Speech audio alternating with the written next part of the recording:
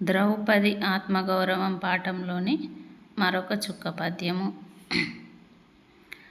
చూచుచుంజేరి వ్రేల్మిడుచుచుందలయూచిన్ విలక్ష చిత్తయై yeah జలపాక్షి ముక్కుపైన్ నంగులమున్ గదించి దీనికై Keechaka ఇంత చేసితి సుఖిత్వమున్ బొందుదుగాక ఇంకా నట్లేచిన నిట్లుగా కుడుగునే యనుచున్ వెరగన్ గందుచుండగన్.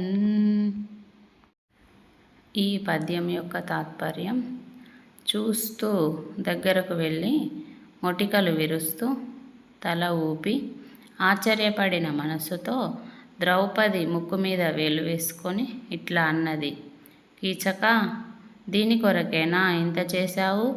ఇకనైనా శాంతంగా ఉండుము.